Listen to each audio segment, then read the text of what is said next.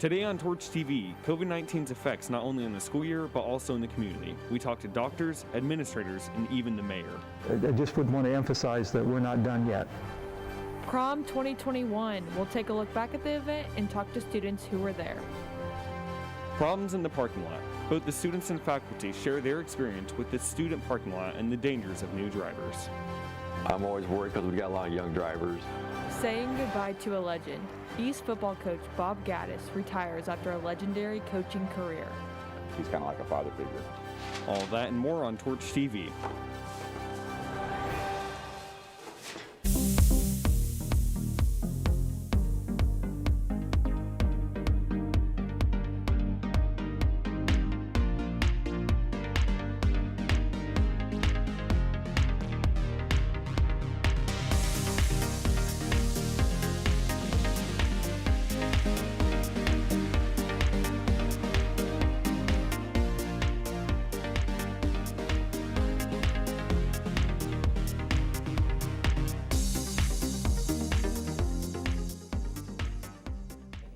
Good morning, everyone, and welcome to this special edition of Torch TV. I'm your host, Corinne Grivey. The crew is wearing masks, and we are socially distanced. I'm super excited to be here, and I think this is going to go well, and I'm so happy you guys are able to watch what radio and TV is really like. Now, with that being said, let's get into our top story. It's been a year now since the first outbreak of COVID-19 in the United States. Over the past year, COVID-19 has struck the world and impacted the lives of families in Bartholomew County. Due to COVID-19, the schools in Bartholomew County have made many changes to work around the virus. Here's our own Emma Campbell with the story. COVID-19 is essentially the disease caused by the SARS-CoV-2 virus. Unfortunately, the SARS-CoV-2 causes what can be a very severe disease, and that's really the difference. Unlike the other coronaviruses that can cause a common cold and almost no one gets severely ill from it, the SARS-CoV-2 or COVID-19 can cause severe illnesses. It causes a wide array of symptoms, mainly mild to moderate respiratory symptoms, usually from like the chest up, but we know that probably the most interesting symptom is the loss of taste and smell. COVID-19 has emotionally, physically, and economically hit Severely ill from it, the SARS-CoV-2 or COVID-19 can cause severe illnesses. Some people have comorbid diseases that lead to a more serious case of COVID-19. And that actually turns out to be simple things like just high blood pressure, something that we would not normally associate with severe illnesses. Likewise, those who are diabetic and those who suffer from obesity can all have more severe cases. As we do get kind of into the older population, we certainly find more illness. From the beginning of the pandemic, the COVID-19 task force, which includes the schools, Columbus Regional Health, and other community members, have been in direct contact with the state of Indiana. Initially, it was testing and with contact tracing and now vaccinations. I mean, every time that there's an update or a new recommendation, we get that firsthand through the health department. I have 7 individuals that report directly to me that then supervise all staff members within our corporation. So our constant conversation seems to be, what are we going to do next in terms of school and having students either in or out. And there's just a lot of different factors that go into that decision. And it's not easy because I know that we have strong opinions on both sides of the fence, but we take all those factors into consideration and try to make the best and safest decision. Vaccines have started to be distributed and there's been a high demand for them. The goal is to get as many people vaccinated as possible. You are 95% less likely now to get the infection than somebody who didn't get vaccinated. The benefit is so dramatic and so impressive that we really believe it's worth it. Again, if you had to pick the vaccine over COVID every time. Even with the distribution of the vaccine, the future is still unknown. I'm hoping as we get into later parts of 2021, we can get back to a sense of normality. With everyone ages 12 and up now eligible for the vaccine, there is hope we can get back to a normal by the end of 2021. Well, it's not just students that have gone through a hard school year in 2020 and 2021. In many cases, teachers and administrators were forced to develop a new curriculum in order to continue instruction, while also navigating COVID safety rules, with 4 different learning styles this year, including in-person class, bridge, e-learning, and hybrid. This school year has been incredibly difficult at times for everyone. Stressful, but in all the wrong ways. I'd rather have the stress of like, oh no, I have a test today, or we have to plan homecoming, or like, where am I going to lunch? And instead it's like making sure I have everything submitted online and talking to teachers when I forget to submit things. And it's just so much more stressful. We've kind of had to improvise a lot of things, the teachers and the students, and nobody really knows what they're doing, but we're doing it together, so it's still an effort. I think when I'm in school, like in person, I'm generally a way happier person, and it's a good distraction from whatever's frustrating me. So not having that and like constantly focusing on like what's making me anxious is just so bad for me and like my mental and physical health. It's been weird. It's kind of hard to stay motivated, for sure. I know a lot of people are feeling like that. Our education might not be as full as it was. And I feel like there's like less of a personal connection between me and a lot of teachers and a lot of other people with their teachers because they can't use their mouths the way we usually do to like talk and smile. When you're in school, the teachers are always available. You can ask for help. They're there to teach you, and it's just way easier to get things done. It's nice to be at home, and e-learning was nice, but I definitely work so much better when I'm in here. So like being hybrid or being in school is like my favorite form of learning for me.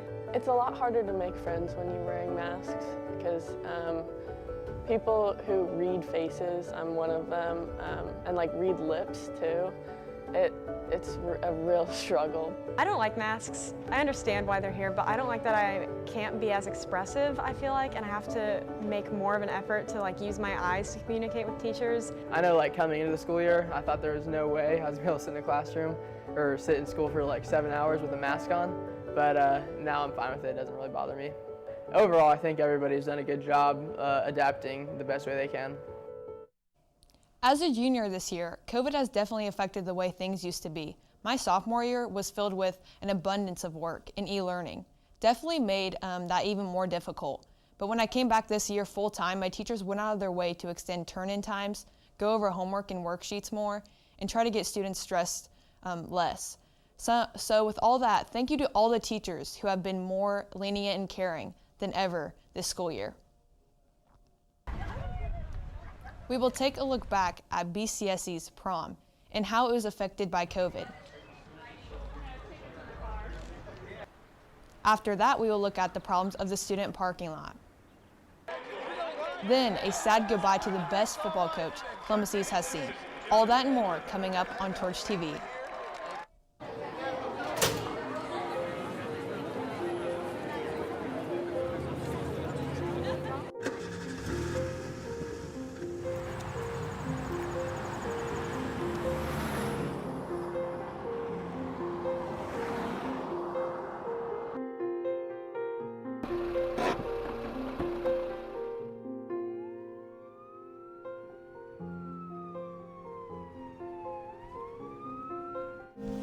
There are 3 common myths about suicide. 1, if I ask someone if they're suicidal, it will enable them. That's not true. Talking to someone is the first step to saving a life. 2, is that people kill themselves with no warning. In reality, there's always warning signs, you just need to look for them. 3, that once I'm suicidal, I'm always suicidal. No, there's always a chance to get help, and there's always a chance to get better.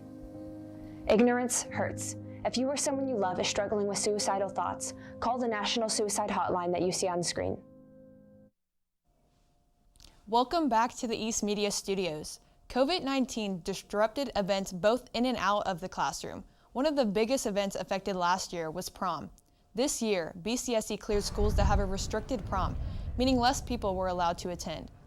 Every senior was offered the chance to buy a ticket, and the remaining tickets were distributed by raffling them off to juniors. This year's prom was held outside at Northside.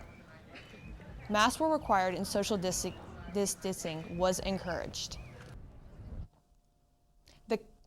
The Columbus East Food Pantry has just celebrated its 8th anniversary of helping the community members in need. The head of the food pantry is Greg Lewis. The food pantry falls under the Gleaners branch of the Feeding America network of food banks around the country. With COVID-19 changing the ability to interact with people, the food pantry moved up to a drive-up method where you receive pre-bagged items straight into your car.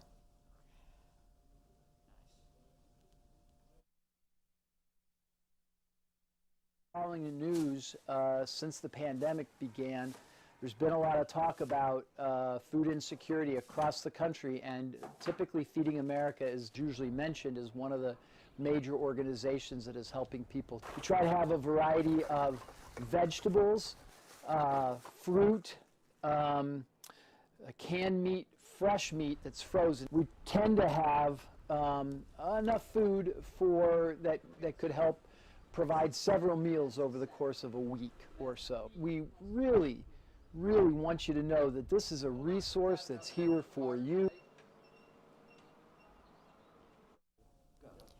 Seniors, Google Drive access will be cut off for seniors on July 1st. If you are a senior and you have things that you would like to save on your school Google Drive, you have until July 1st to get that accomplished. Again, seniors will not have access to their Google Drive after July 1st.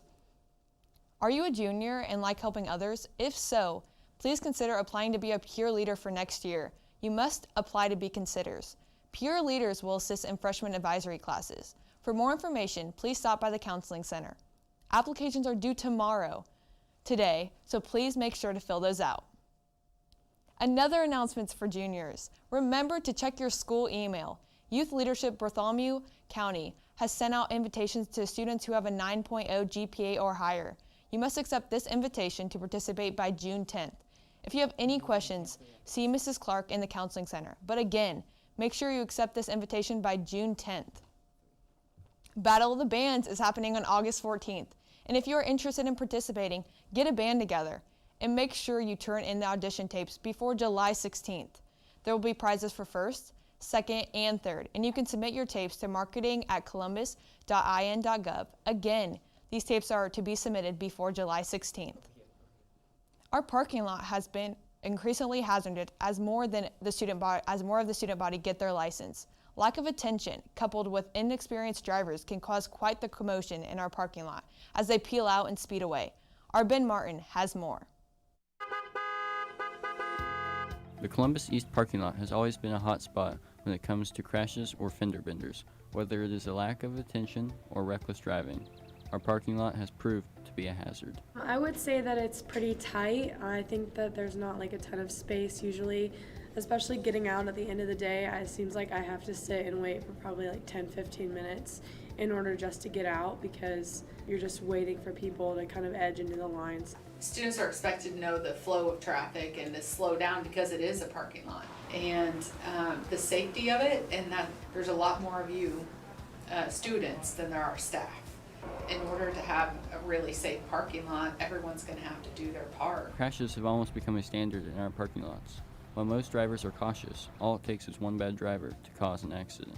I'm always worried because we've got a lot of young drivers on that, and I have seen the occasional fender bender out there. I've seen probably 2, even within the last couple of months, people at lunch and people just like backing into each other on accident. Drivers have taken notice of these crashes and are even more cautious now.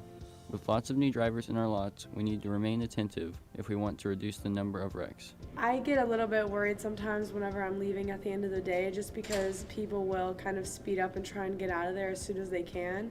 But at some point or another, I kind of have to slow it down a little bit and make sure I'm looking out because even though I might be looking and seeing what I'm doing, there are a lot of people that aren't. Just paying attention and just watching for what you think. That people aren't making poor choices. I do see some students wait until all the cars are gone, and then they just cruise out. So I mean, just be patient. We got a lot of pedestrians out there, and so just be careful of that. To remain safe in our lots, slow down and pay attention. Doing this will set the example for our new drivers and reduce the number of wrecks here at Columbus East.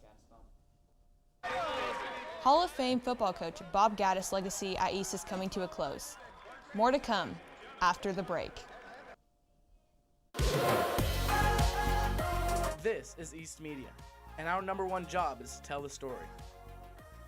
We run camera, conduct interviews, broadcast daily radio announcements, direct, produce, and deliver the stories of the East High School community. This school is full of stories. Follow us as we continually bring you up-close and personal stories from your very own East High School. East Media, where our #1 job is to tell the story. Welcome back to the East Media Studios. East is losing a true Hall of Famer. For more, let's throw it over to Malachi Parks in sports. Thanks.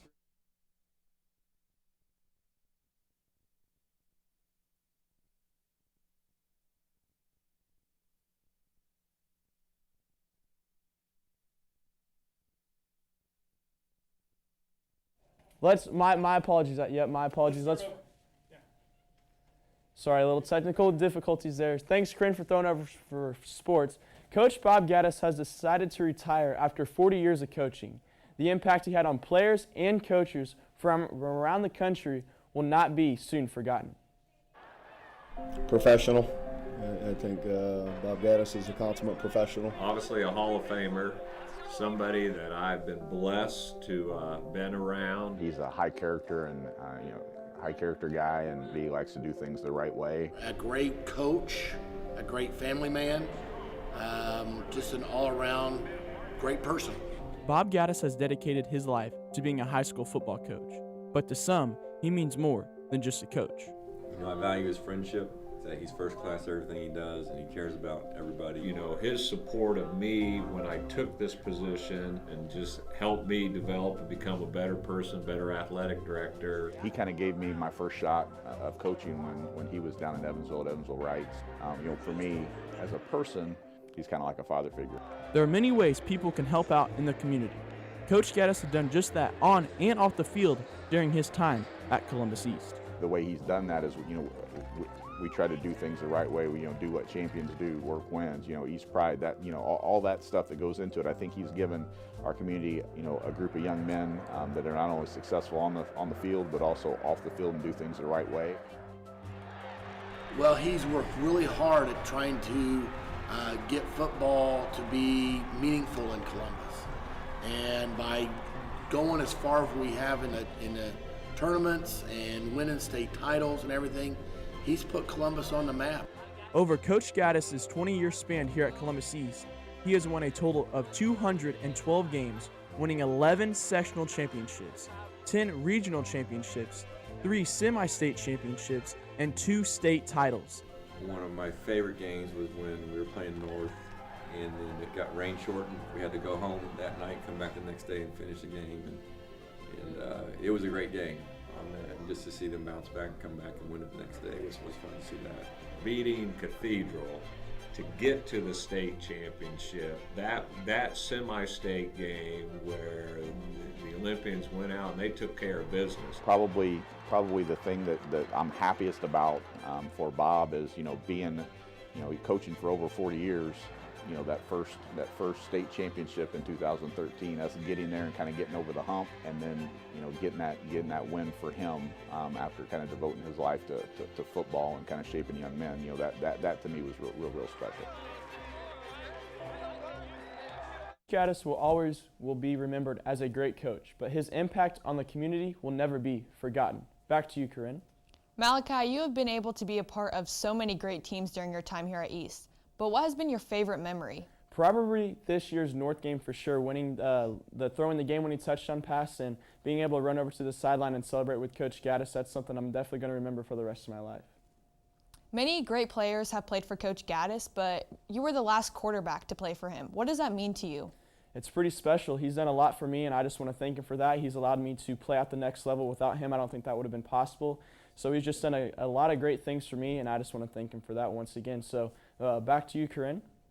Thanks, Malachi. Coach Gaddis leaves some pretty big shoes to fill, but Coach Vogel has been here a long time, and I'm sure he'll keep the O's headed in the right direction.